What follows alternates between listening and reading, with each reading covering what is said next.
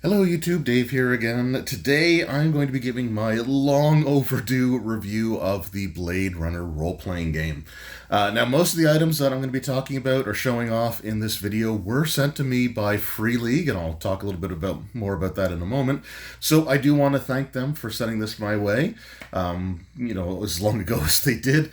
But as always the case with these types of things, like the opinions that I share are my own. And I remember when we were still living in the apartment, actually in the city, when I got a package from Free League that I wasn't really expecting. I can't recall if we had actually discussed it or not. I know I was talking back and forth regularly with their PR person that they had at the time, but I don't recall actually inquiring about this one. But nonetheless, I received a package at my door back in 2022 that had the Blade Runner role-playing game, hardcover core rulebook, the starter set, and the Game Runners screen. So those were all sent to me by Free League. And I want to say, I think it was in the winter of 2022. I know it was around the time that we were getting really serious about looking for a house. So there was a lot of stuff going on, but I just wasn't overly into the Blade Runner universe at that point in time. It wasn't really something that was on my radar. It wasn't something that I had any sort of personal investment in the way that I did with the Alien role playing game. So this kind of took a bit of a backseat. Like I did an unboxing for the starter set, but I never even showed the Game Runner screen in a separate video, or even going through the core rules on any at all. I did do a video more recently, going through like the core dice rolling mechanics of the Blade Runner game, and I do want to get back into doing some more of like the rules explanations for people that might be getting into this system, especially after I do this review video. But it just took me, the better part of like 3 years, or at least like 2.5 years to start, developing an interest in this game. I have my online group that I've been running games for a while, and we did branch out on a few occasions to do stuff like some of the Alien scenarios. And when we wrapped up the last Alien game, I did provide a list of the games that I had in my collection that I, would be interested or willing to run, and the Blade Runner game was one of them.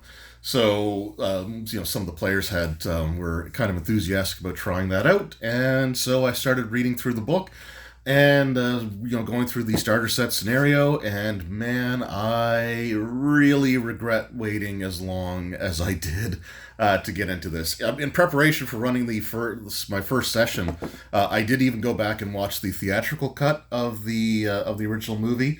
I still have yet to watch the final cut, but that's something that I will be doing at some point soon. Fingers crossed. I have some vacation coming up that I'll be able to watch when I'm on the plane or something like that, or even while I'm waiting to get on the plane. I might be able to watch that movie. So we'll see sort of how that goes. But anyway, the Blade Runner role playing game. So like I said, I did an unboxing of the starter set.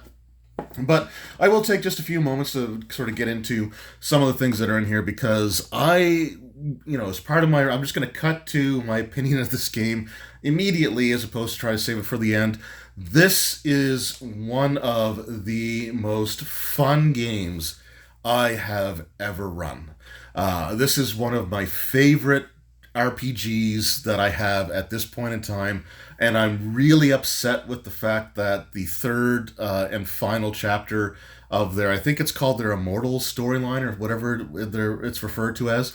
I'm really upset that hasn't been even announced yet, because we went straight from the first scenario into the second one, and now that that's wrapped up, there's this huge sort of cliffhanger, and I hate the fact that it's going to be, months and months and months before we finally get to resolve what happened there. I don't want to spoil the stories too much, so I'm going to try to avoid doing that.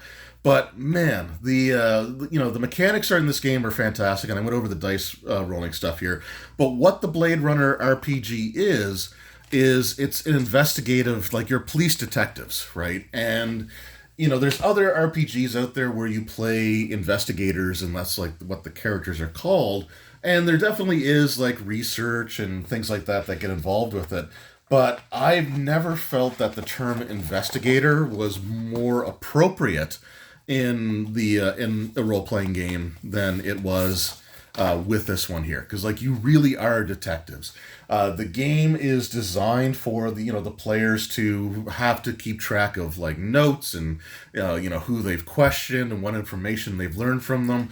You really put you in that role, and the stories are just incredible. But more so than just the stories, the amount of attention to detail and the amount of like just incredible work that goes into presenting their scenarios is unbelievably top notch. So the box sets both come with these envelopes here, which is actually a pretty nice quality, thick paper stock envelope. It doesn't have like the thing to seal it because it's not like actually meant to be sealed. But this envelope is where you can hold all of your evidence. And this game is just chock full of amazing and detailed handouts. Like here's the ones from the starter set. I'm not going to go through absolutely everything, but you actually have there was a poem, like a poetry book that was open in one location, and this was the page that it was open to, right? So they have sort of that level of detail. You've got these, the photographs that you can get from the Esper wall, which is sort of like their security camera network. And then they've got these crime scene photos, which again are just absolutely unbelievable. And essentially what you do is you just give these to your players and you're like, this is what the place looks like. And then they have to go over it and try to figure out what clues they can sort of find from that. And again, just like the details are like, just unbelievable. Like you start off the scenario with the main investigator at at like a little noodle joint, just sitting there and reading the newspaper, and like they print the full first page of the newspaper, right? There's some stuff that's really prevalent to what's going on, and then there's just some other stuff that's kind of not really, like the daily chess or the air toxicity map. But just again, like just incredible amounts of details that go into it. At one point, like you find like magazine covers, you find a postcard, right? And they present the postcard exactly as it is. You find a picture of somebody, and the picture is actually watermarked on the back. And you can actually see like the watermark on the back. So just the attention to detail in this is absolutely insane. And one of the things that was really cool was just to because I was reading this online, so I had to take screenshots of everything, and then I would just send the screenshot to everybody through our email chain, and just to kind of sit back and listen to them kind of go like, oh my god, or like ooh, or like just pay attention to like the details, or just be kind of in awe of the work that went into just presenting this scenario. Like this is all stuff that really goes above and beyond, like these magazine covers, a pamphlet for off-world travel, front and back, a different magazine cover. Like they easily could have sort of ignored some of those things or just had pictures of it in the adventure booklet, and I don't think anybody would have been particularly upset with that. But again, you're supposed to play detectives, so they have you physically interacting with these things, and I just think it's a really, like, presentation wise, and I know I am not at my starter set Saturday video yet for the Blade Runner role-playing game, but I'm going to be honest, like, I never thought that I would give anything a 10 out of 10 for any category, because I thought it would be way too difficult to really achieve that sort of thing. But I think the presentation for the Blade Runner RPG, I think that pretty much is almost guaranteed to be a 10 out of 10, just because how amazing the presentation and everything is. In terms of, again, the rule mechanics, and there's a housefly that's buzzing around because when our puppy goes out on the deck, he doesn't like coming in right away, so we have to hold the door open, and I have no idea where our fly swatters went. But anyway, the game plays incredibly smoothly as well. Like, the rules mechanics are pretty easy to work with. Just the two different dice for your rolling, one for your attribute, one for your skill, and the more trained you are in either your attribute or your skill, the higher the number of sides of the die is that you roll, the more chances to succeed, chances to get like a critical success, on a single scenario or on a single die roll. So again, there's some really great stuff in here. And again, just going back to the starter set here, we've got some card aids here. You've got mug shots for people. Right? Like, again, just absolutely, like, just insane how good this is. And this is actually a system that I think has one of my favorite implementations of a chase mechanic in it. Because, I've got a few other role-playing games that have, like, options for chases. And they're okay or they're decent, but they do feel like they're, I don't know, sometimes they might be a little bit cumbersome. But this one is actually really, really simple. You've got 3 different types of chases. You've got aerial, so if you're in spinners, right? You've got that one there. You've got the foot chase. And then you have the ground chase. So this would be like a ground vehicle. So you've got all of those types of situations. And what you do is at the beginning of each turn, you've got the person who is being the predator, and you have somebody who's being the prey. So whoever the prey is, whoever is being chased or hunted down or tracked down, they take priority in terms of resolving their actions. And then whoever is trying to get to them will go secondary. So you have a series of maneuvers that you choose, and the maneuvers will tell you what skills that you use, if it's an opposed roll, depending on some other things here, what the effects are, how they're resolved. And at the beginning of each turn, both the pursuer and the pursued will choose their maneuver, whatever their plan is.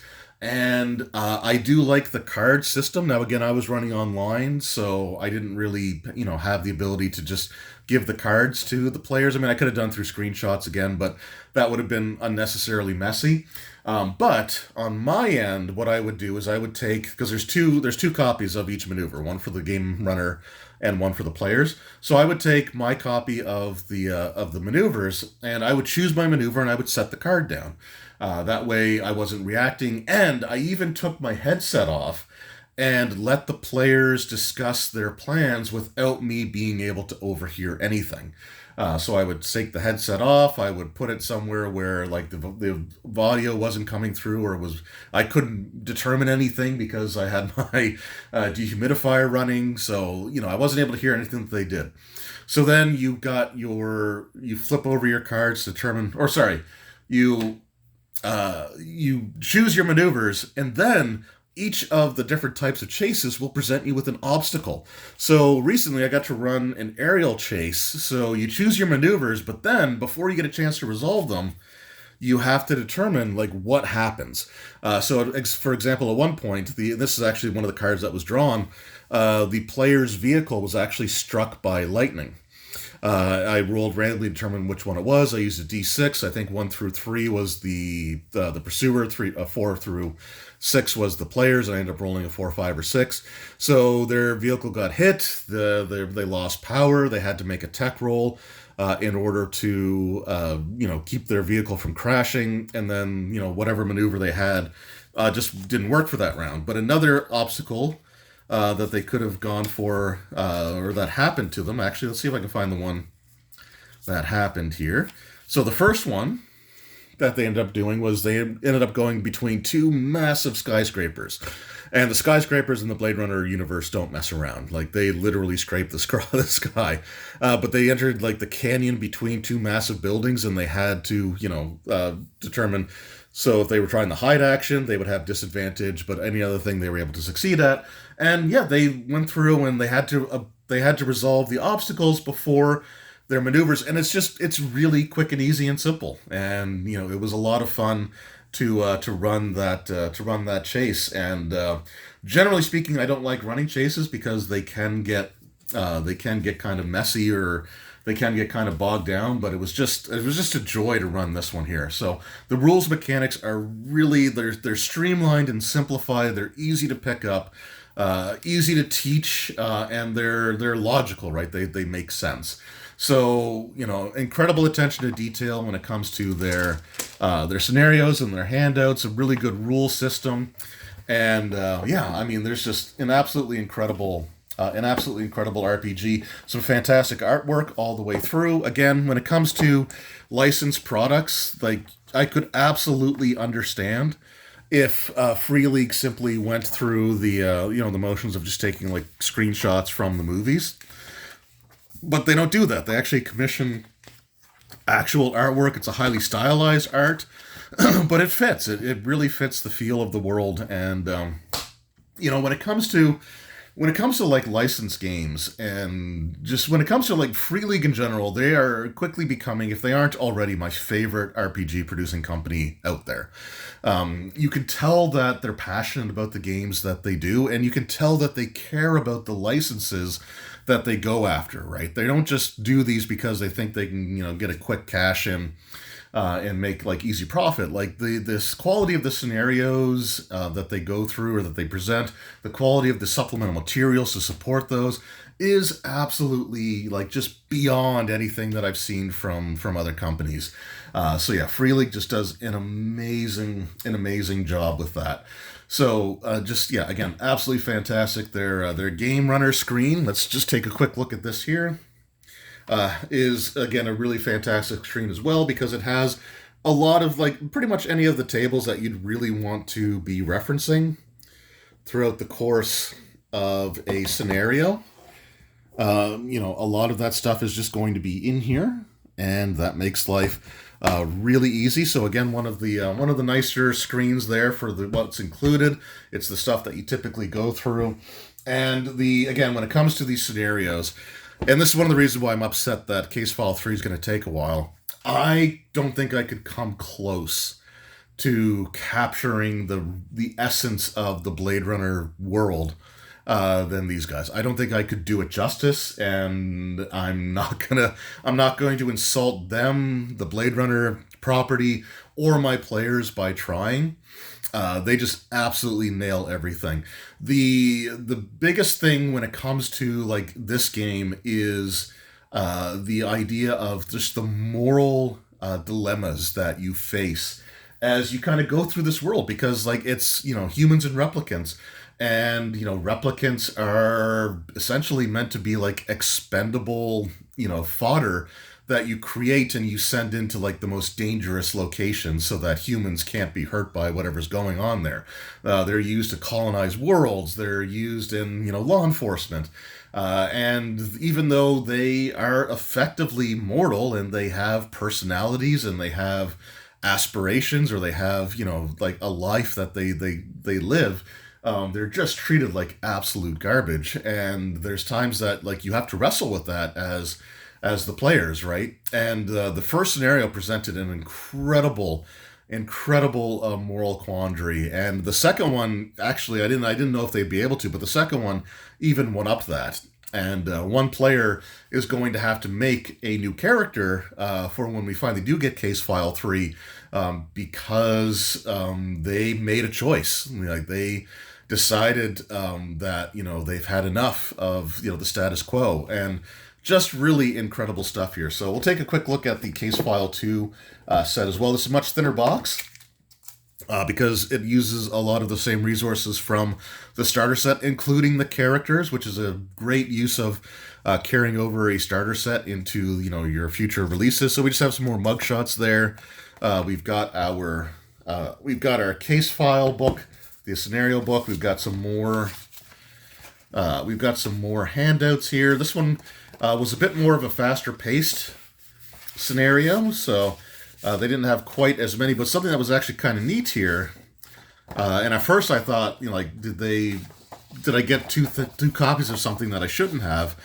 And is there something missing? But there's not. So you get 2 copies of the paper here, and again they've got all the stuff there. That again, like you've got the toxicity map, you've got like the unemployment, like just some things that just you would find on a newspaper, but don't necessarily relate to the scenario.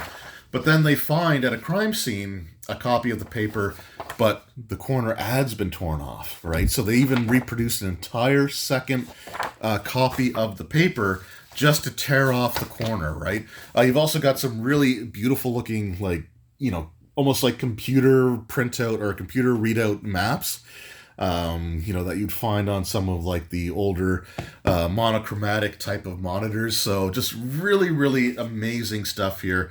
And again, I don't want to spoil too much, so we're just going to stick to kind of showing that off. But the time. So I managed to finish this up in 2 sessions. The starter set took me 3 sessions to go through, and it was again some of the most fun games that I've ever run.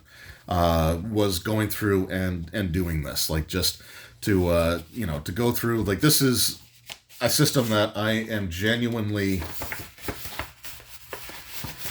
Oh, there we go.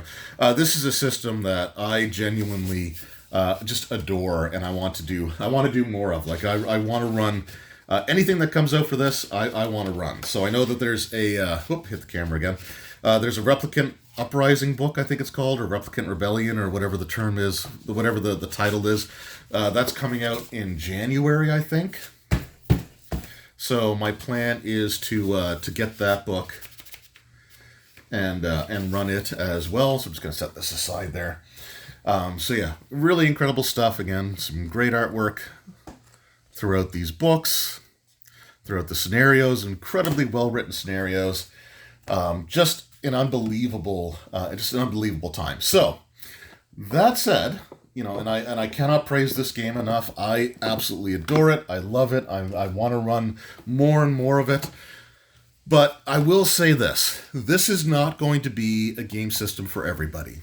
And I know, like in my in-person group that I am running here at home, I know that there are players that are probably not going to be invested in this style of gameplay. So I don't, really plan on pushing it on that group because I don't think it would be effective. This is actually a great game system for smaller groups because it supports from 1 to 4 players. So, and I find that for this one, like the 3 players that I had for my games, kind of felt like the perfect number. So like it's for smaller groups, but it is a role-playing intensive system. It's one where the players need to be paying attention, where they need to be taking notes, where they have to be observant, and not everybody is as interested in role-playing as others are.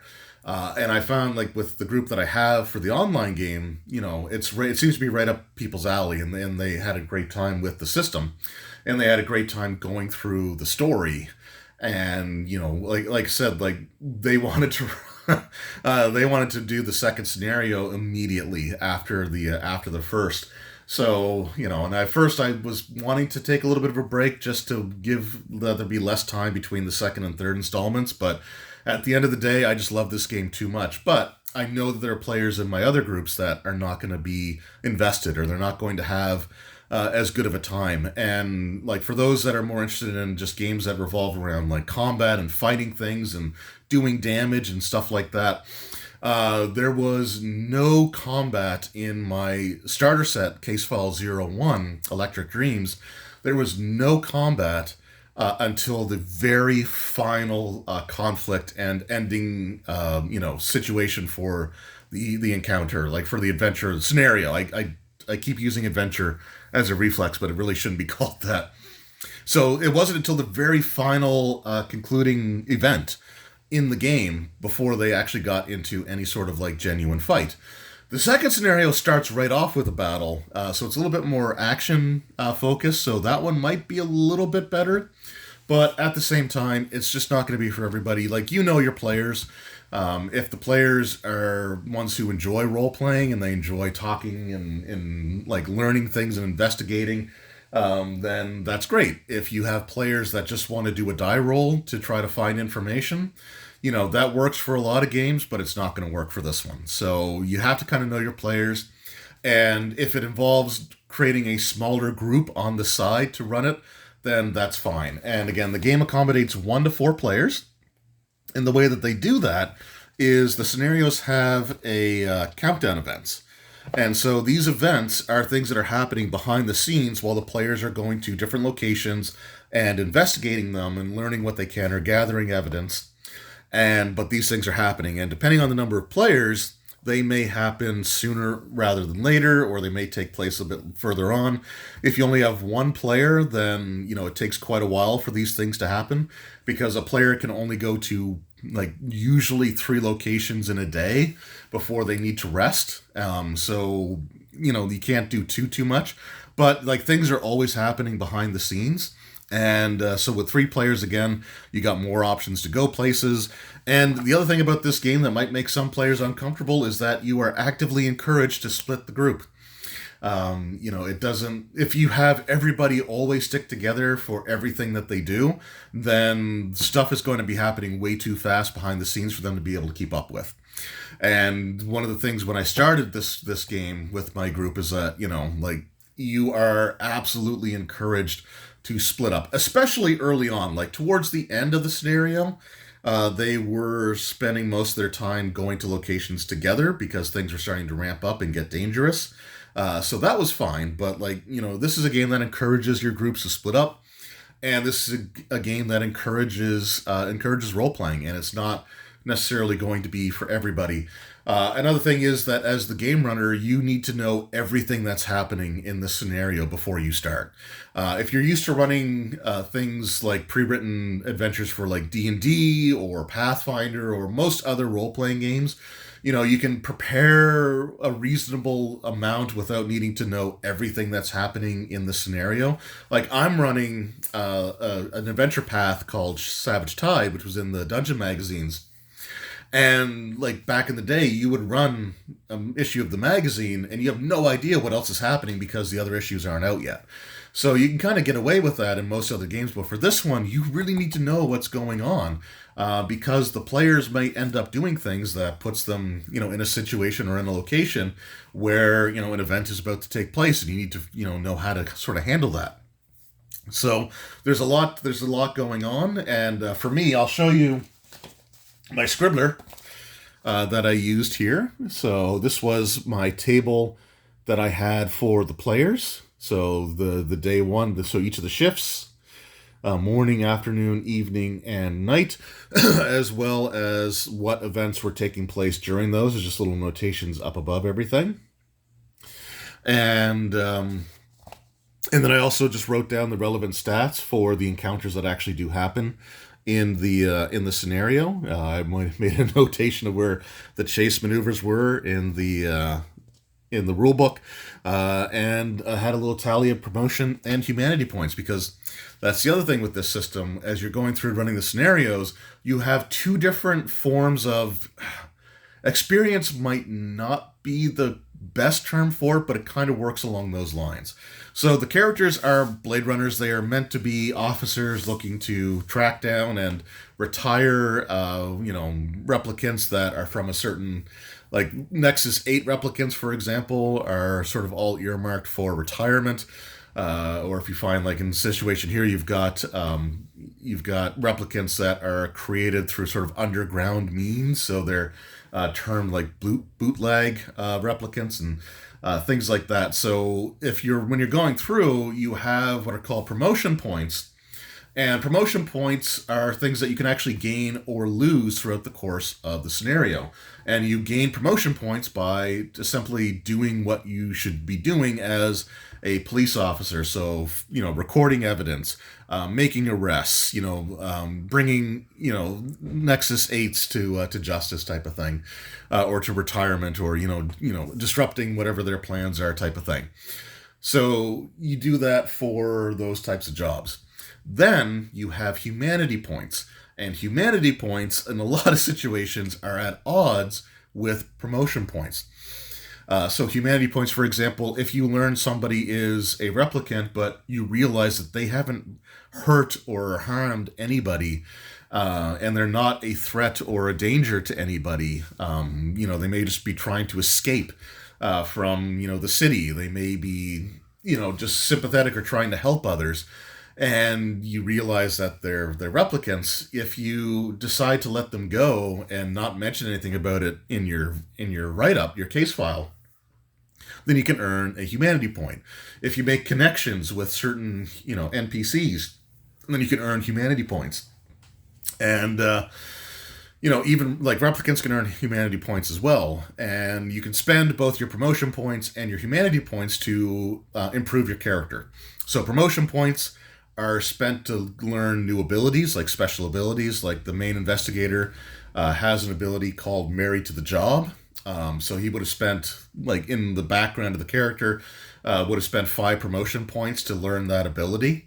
And that allows you to spend an extra shift working before you need to take a rest to avoid suffering like mental stress and fatigue. So you can use promotion points for that. You can also lose promotion points by doing things like using excessive force and being caught. There's the Kill magazine, the anti-replicant propaganda magazine. If the player characters revealed too much information when interrogating the owner of the magazine because he was a witness to the crime in the beginning of the starter set scenario, you can lose promotion points. So you can earn and lose promotion points, but humanity points you just earn. And the humanity points can be spent to level up your skill ratings. So you can go from a D rating in a skill, which has you rolling a D6, meaning that you only can succeed if you roll maximum on the die. You can improve that to a C rating, which, you can go from a D to a C to roll a D8 instead of a D6. And you can go from a C to a B, and then you can go from a B to an A, which has you rolling a D12. But there's a lot to keep track of, and again, you need to know. So I had this table set up with what events were happening and when. I did have that taking place, or I had that all written up before I started the first scenario. And the one thing I will say is that while those are definitely events that you should try to stick to as closely as possible, you also have to understand the narrative flow of what's happening and when it might be best to sort of mess with that a little bit. So, for example, I actually swapped these two. I actually swapped those two events from happening just to be able to deal with this one at a time that felt appropriate for the way that the story was unfolding. So you do get to make some judgment calls as well. But yeah, overall, this is a great game. This is the best investigator-based RPG that I've ever played because it genuinely feels like you're investigators. This has been compared to Call of Cthulhu, which is another game that I love dearly. But I will say that if I want to just run and play, like go through the investigator experience, the more grounded moral dilemmas that the investigators face in Blade Runner, to me, are genuinely more fascinating to run and to sort of go through and to see how the players react than in Call of Cthulhu, where eventually it all boils down to, the elder, ancient elder beings and cults and all that stuff, where it kind of becomes like this world threatening event, versus here where it's much more grounded, it's much more personal. And I just found it way more intriguing to kind of just see how the players develop their characters as these scenarios go on. So if you're interested in that style of gameplay, if you want to do an RPG where you get to do a lot of like really like genuinely fun role playing, then the Blade Runner RPG is one of the best options out there. Got to stop bumping the camera.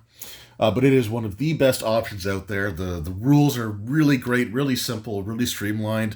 You don't need to make rolls very often, so you want the rolls to be, significant when they occur. But, if the players role play well enough, I have, sort of foregone some rolls, or I've given them advantage on rolls, or if they, made maybe some bad points, I might have given them disadvantage on a roll.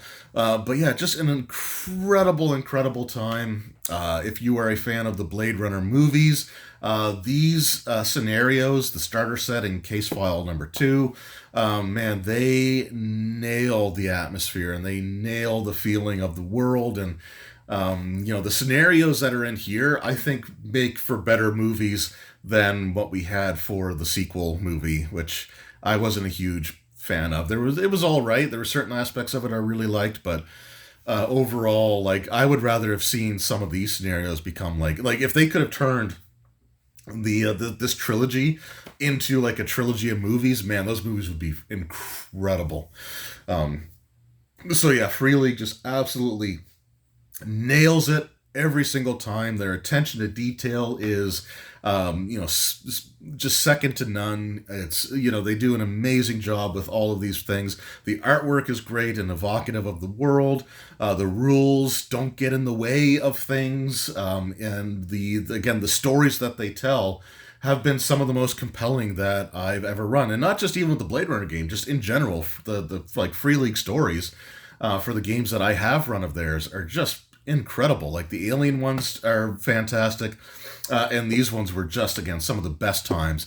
The one last little bit of advice that I would have if you are going to be somebody running one of these games is to basically just sit back, man. Like just don't get too involved yourself. Just, present the information, role play the witnesses, but just sit back and let the players try to puzzle it together themselves. It can be a lot of fun to see like their processes because, when they were doing this through the starter set, they were kind of really going off in a lot of the wrong directions. But the fun thing about and the interesting thing about how they design these scenarios is that even if they start drawing the wrong conclusions, you don't have to change much of anything to pull them back into the actual story that's going on. So, yeah, one of the most fun experiences that I have had running a game in like the 26 years that I've been running games was with this one. Like I had a lot of fun running Alien, particularly when I did the starter set. Like the last 20 minutes or so of the starter set was just absolutely a blast for me because I didn't have to do anything. But like I had that same feeling of those like last 20 minutes the entire time that I was running this. So a ton of role playing. It is a very combat light system. The combat can be very, visceral and dirty. And my dog sees something outside, so I'm gonna try to wrap this up before he gets too going here.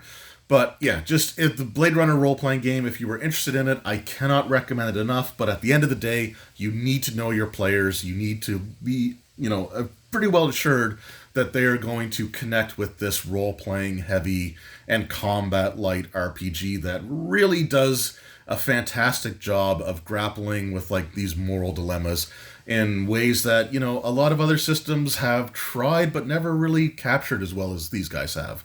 So yeah, again, I could gush about this all day. I really genuinely regret waiting 3 years to get into this system. I feel like I did a disservice to the game by that. So hopefully this video of me, singing its praises and telling you how much of a great time that I had with this, will help out. But again, I do want to set the expectations that this is a bit more of a niche thing because not everybody's going to be into the role playing. There's a lot of people that love their hack and slash dungeon crawling, and there's nothing wrong with that. There are some fantastic games out there for those, but if that's the kind of games that your players are really into, then this is going to be a bit of a harder time to get them to really engage with it. But if you know your players enjoy role-playing, then I don't think you can find a better experience role-playing than with the Blade Runner RPG. So anyway, let me know in the comments below, have you picked up the Blade Runner role-playing game? If so, how were your experiences with it? If you ran through the starter set or the official adventure scenarios, try not to spoil anything in the comments there, but just let me know overall kind of what your impressions were of the game system and of the scenarios that you went through. So thank you once again to Free League for sending this to me. I know I wasn't expecting it when they did, but man, if they hadn't, I would have missed out on one of the best experiences that I've ever had running games. So I cannot thank them enough for that. And I cannot thank each and every one of you enough for taking time out of your day to watch these videos. It really does mean a lot to me. I just wanted to sit down and gush and rave about this, and I feel like it's well overdue. So there we go. Just if you're interested, if you have a group that loves role-playing, if you really love games like Call of Cthulhu, but you wish they were a little less like world-endy, then this is going to be the game for you. So thank you once again, each and every one of you. It really means the world to me. And we will see you in the next one. Until then, take care.